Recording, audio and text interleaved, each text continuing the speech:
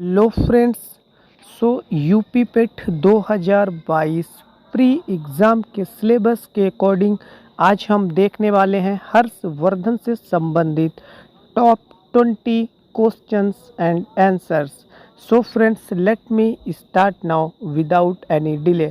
So we take question number first. Harshvardhan किस धर्म का अनुयायी था? तो इसका आंसर होगा बौद्ध धर्म।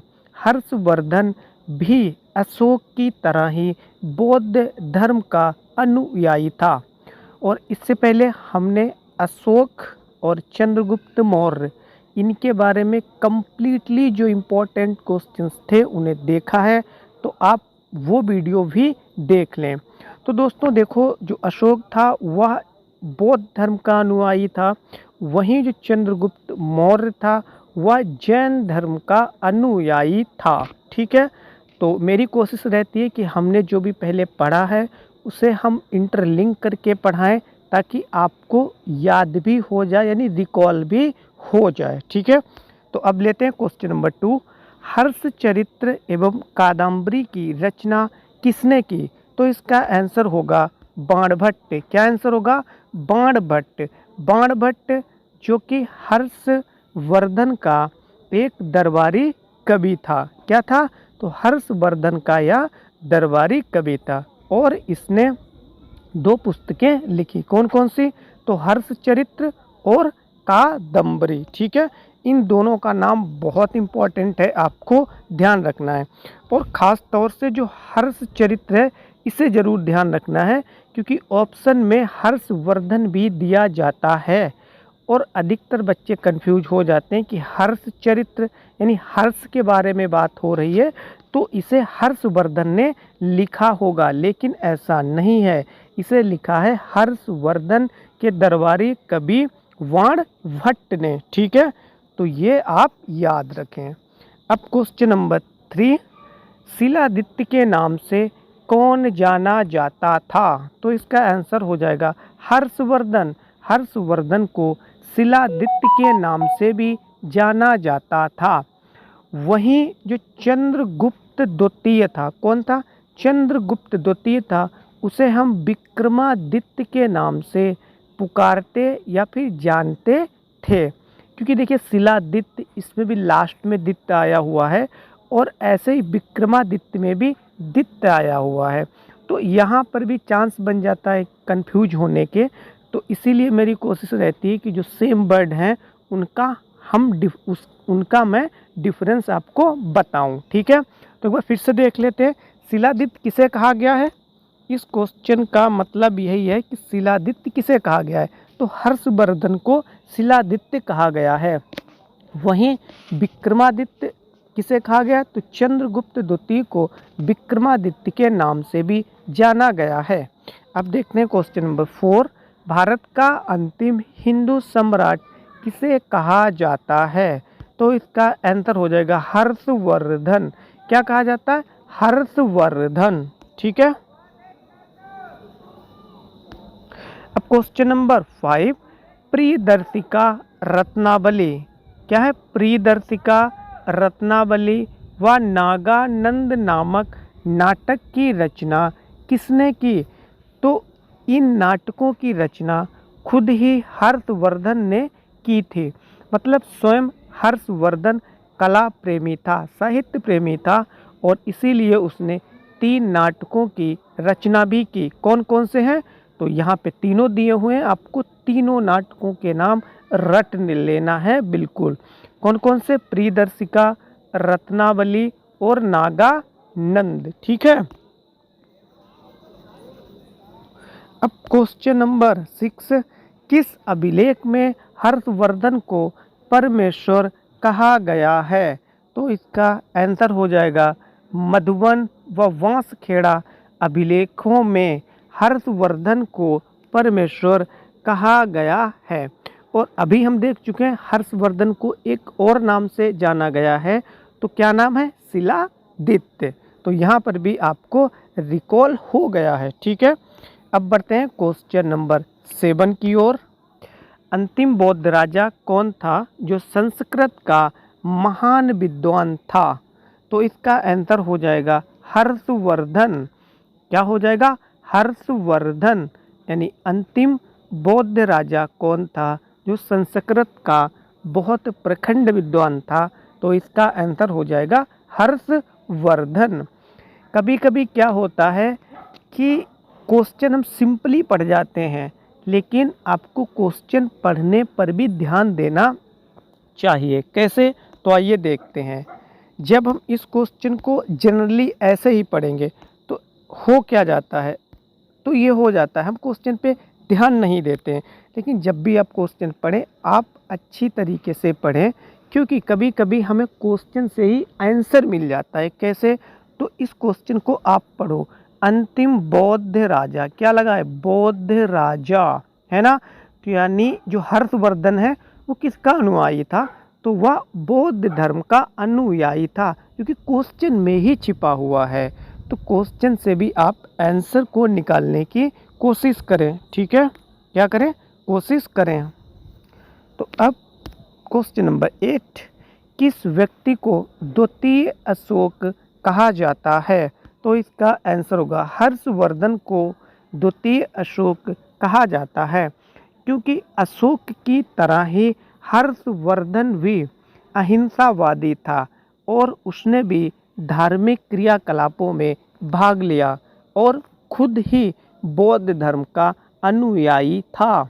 ठीक है, तो इसे क्या कहा गया? द्वितीय अशोक कहा गया। क्यों कहा गया? तो मैंने आपको अभी बताया हुआ है। ठीक है। क्वेश्चन नंबर 9, कुंभ के मेले का शुभारंभ किसने किया था? तो इसका आंसर होगा हर्षवर्धन ने। इसीलिए तो इसे क्या कहा गया? इसीलिए इसे द्वितीय अशोक कहा गया है, क्योंकि अभी मैंने बताया इसने धार्मिक क्रियाकलापों में बहुत ज़्यादा भाग लिया।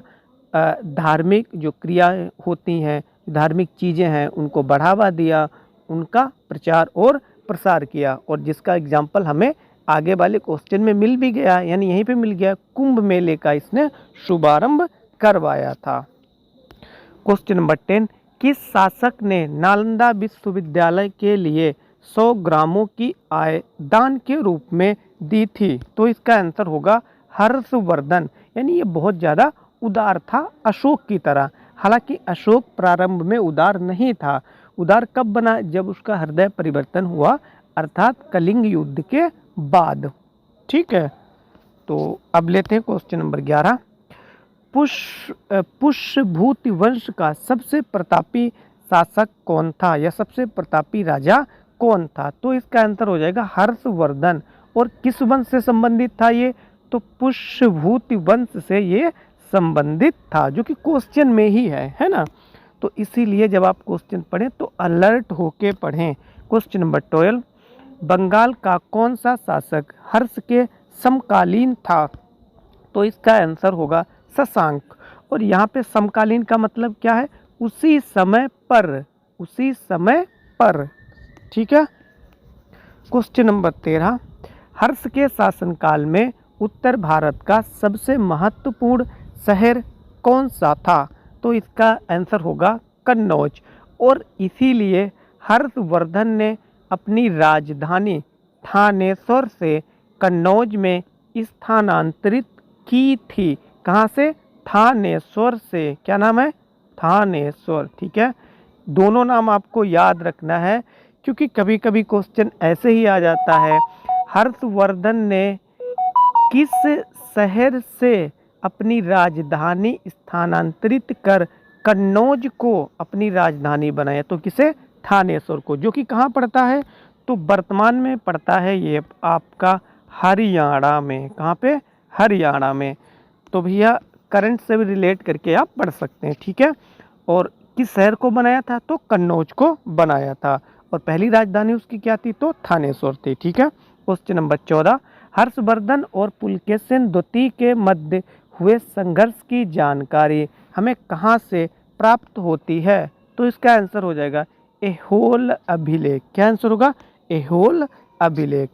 अब बढ़ते हैं क्वेश्चन नंबर 15 की ओर। हर्ष ने अपनी राजधानी थानेश्वर से कहाँ स्थानांतरित की? तो जस्ट अभी हमने पढ़ा हुआ है और वही क्वेश्चन आ गया। तो कन्नौज में स्थानांतरित की थी। और जो थानेश्वर है ये कहाँ है, तो ये आपका पड़ता है हरियाणा में। ठीक है।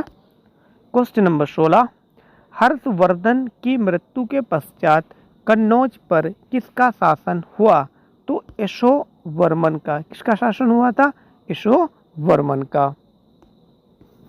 तो क्वेश्चन नंबर 17, शकलोत्तरापथनाथ किसे कहा गया, क्या कहा गया, शकलोत्तरापथनाथ किसे कहा गया, तो हर्षवर्धन को कहा गया।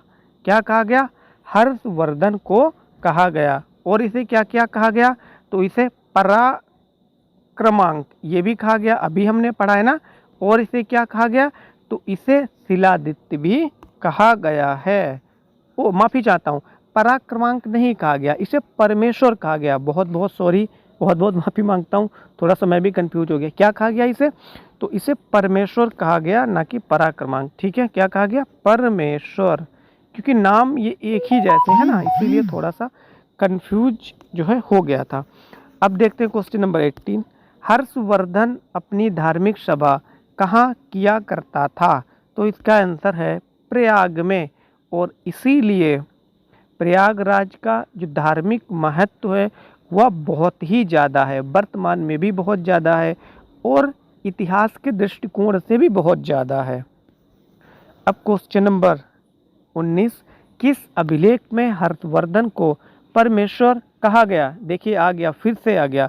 तो क्या आंसर होगा, मधुबन व वांसखेड़ा अभिलेख से। और अभी मैंने बताया हर्षवर्धन को परमेश्वर कहा गया, उसे शिलादित्य भी कहा गया। अब आज का क्वेश्चन नंबर 20 यानी क्वेश्चन लास्ट है ये। तो 20 क्या है, हर्षवर्धन ने किसको पराजित करके कन्नौज को अपनी राजधानी बनाई थी, तो इसका आंसर होगा शशांक। क्या आंसर होगा, शशांक को पराजित करके हर्षवर्धन ने कन्नौज को अपनी राजधानी बनाई थी। तो ये थे हर्षवर्धन से संबंधित मोस्ट इम्पॉर्टेंट और अधिकतर इनमें से रिपीटेड क्वेश्चन है।